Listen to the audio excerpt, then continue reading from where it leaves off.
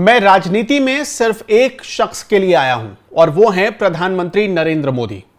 अन्नामलई जब ये बोलते हैं और मीडिया के सामने बोलते हैं तो इसका एक डायरेक्ट मैसेज होता है। मैसेज बीजेपी के भीतर वालों के लिए भी और बीजेपी के बाहर वालों के लिए भी। नमस्कार, मेरा नाम है अनुपम प्रसून और आप देख रहे हैं एनएमएफ न्यूज। आज हम अन्नामलई को लेकर बीजेपी के मन में क्या प्लान चल रहा है, अमित शाह क्या सोच रहे हैं और नरेंद्र मोदी उनके लिए क्या सोच रहे हैं। जैसे आप अभी तक यही जानते और समझते आए थे कि चिराग पासवान नरेंद्र मोदी के हनुमान है, वो कई बार खुले मंचों से भी ये कह चुके हैं। ठीक उसी तरह अन्नामलई भी किसी हनुमान से कम नहीं है।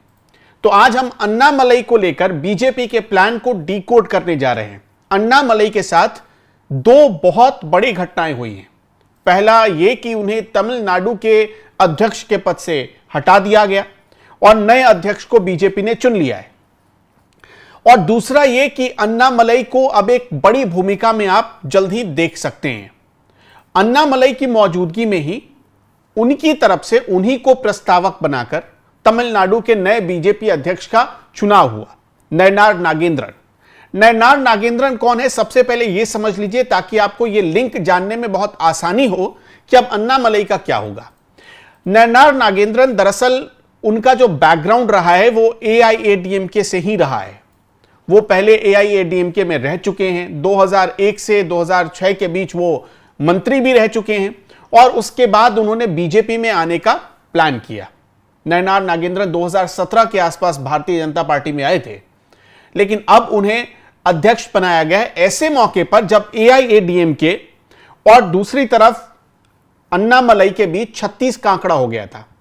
तमिलनाडु में बीजेपी के पास अपना बहुत बड़ा जनाधार या अपना बहुत बड़ा वोट बैंक मौजूद नहीं है। बीजेपी को यहां पर किसी एक अलायंस की जरूरत है और एक ऐसा अलायंस होना चाहिए जो भरोसेमंद हो, जो पुराना हो और कम से कम इस अलायंस के बूते बीजेपी तमिलनाडु में कुछ अच्छा कर पाए, मतलब ये अच्छा स्ट्राइक रेट निकाल पाए। ये हमेशा कोशिश रही है, खासतौर पर तब से जब से अमित शाह अध्यक्ष बने थे बीजेपी के, या अमित शाह मेन फ्रेम में आए हैं बीजेपी के। इसी वजह से एक पुराने गठबंधन को रिन्यू किया गया, यानी कि एआईएडीएमके के साथ बीजेपी ने अपना तमिलनाडु में गठबंधन किया। अब चूंकि आप देखेंगे तो अन्नामलई लगातार एआईएडीएमके के पनाली सामी के खिलाफ बोलते जा रहे थे। दोनों के बीच झगड़ा भी हुआ। पनाली सामी ने तो यहां तक कह दिया कि इस आदमी को छपने की बीमारी है, हेडलाइंस पटोरने की बीमारी है, जिसका जवाब अन्नामलई ने दिया था कि अंगूर खट्टे हैं। पनाली स्वामी को खुद ये आदत है, लेकिन जब कोई आगे प्रमोट हो रहा है, जब कोई आगे बढ़ रहा है तो पनाली स्वामी को यह बात अच्छी नहीं लग रही, इसी वजह से वो ये कह रहे हैं। तो इतना ज्यादा विवाद बढ़ गया। उसके बाद ये तो साफ हो गया था कि अगर एआईएडीएमके के साथ बीजेपी गठबंधन करेगी या बीजेपी ऐसी कोई इच्छा रखती है या एआईएडीएमके कोई ऐसी इच्छा रखती है तो सबसे पहली शर्त तो यही रखी जाएगी दोनों पार्टियों की तरफ से कि अन्नामलई उस फ्रेम में ना हो। और जाहिर सी बात है, जब यह गठबंधन हुआ तो अन्नामलई को सबसे पहले इस फ्रेम से बाहर किया गया। तब एक ऐसे आदमी की तलाश की गई जो दोनों के बीच कोऑर्डिनेटर बन सके, मतलब एक आपसी समन्वय स्थापित कर सके, और ऐसे में चुने गए नयनार नागेंद्रन। चूंकि हमने आपको बताया कि उनका पहले भी बैकग्राउंड रहा है एआईएडीएमके के साथ, इसलिए बीजेपी को उनके नाम को आगे बढ़ाने में ज्यादा परेशानी नहीं हुई और यहां पर उनके नाम का प्रस्तावक ही बना दिया गया अन्नामलई को। एक आदमी जो लगातार, अब देखिए कि एआईएडीएमके के खिलाफ बोल रहा है, उसके करप्शन के खिलाफ बोल रहा है, पार्टी की कमजोरियां, पार्टी की कमियां बता रहा है, अचानक उसी आदमी के पास यह गठबंधन करने की नौबत आ जाए तो उस आदमी पर क्या गुजरेगी। पूर्व आईपीएस रह चुके हैं अन्नामलई, बहुत मतलब बेदाग छवि के माने जाते हैं और बार बार ये कहते रहे कि राजनीति तो मैं सिर्फ मोदी के लिए कर रहा हूं।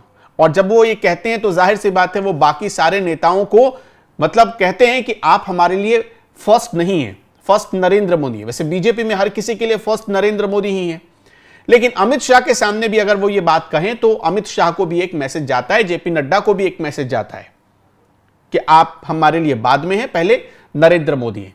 अब इसी वजह से चूंकि मोदी के बहुत खास माने जाते हैं और मोदी के कहने पर ही ऐसा माना जाता है कि आईपीएस की नौकरी से वीआरएस लेने वाले या छोड़ने वाले, उस नौकरी को छोड़ने के पीछे नरेंद्र मोदी से प्रेरणा ही, उनसे प्रेरित होकर ही अन्नामलई ने कदम उठाया था।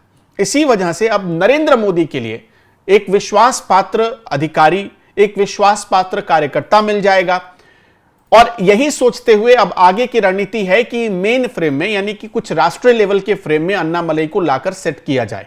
और वो क्या हो सकता है? वो यही हो सकता है कि अन्नामलई को अब अध्यक्ष की जिम्मेदारी सौंपी जाएगी, राष्ट्रीय अध्यक्ष नहीं। अन्नामलई के लिए एक अध्यक्ष पद के लिए रास्ता तैयार किया जा रहा है और वो अध्यक्ष पद होगा भारतीय जनता पार्टी के युवा मोर्चा का अध्यक्ष पद, जिस पद पर अभी तक तेजस्वी सूर्या बैठे हुए हैं।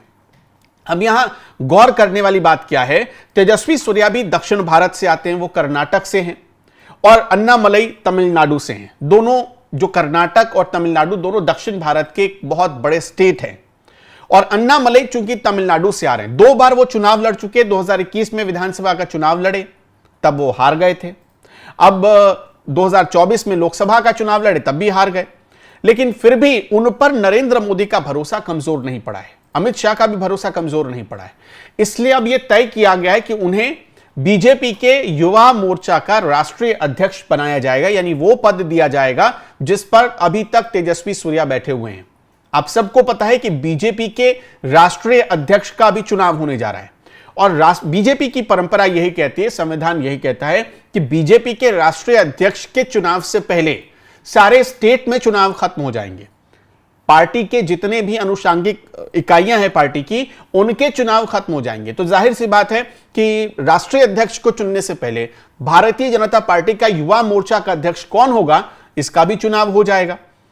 तो अन्नामलई के लिए वो फ्रेम एक तरीके से सेट कर लिया गया है कि उन्हें बीजेपी के राष्ट्रीय मोर्चा का अध्यक्ष बनाया जा रहा है।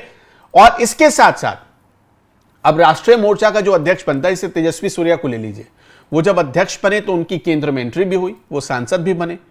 और हालांकि वो तो चुनाव जीत कर गए थे, वो बैकडोर से नहीं गए, बैकडोर मतलब राज्यसभा, वो चुनाव जीत कर गए थे। अनंत कुमार की सीट है जो बेंगलुरु वाली, वहां से वो चुनाव जीते और वहां से वो सांसद भी बने, 2 बार सांसद बन चुके हैं वो।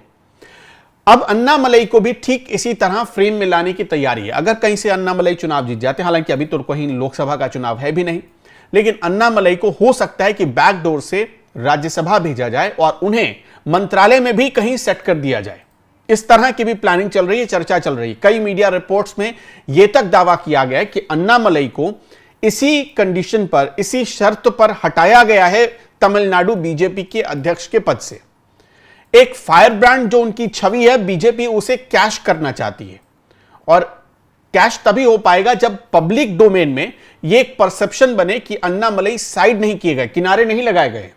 अन्नामलई के लिए विकल्प खुले हुए हैं, और इसी वजह से अन्नामलई को अब केंद्र में बुलाने की तैयारी कर ली गई है।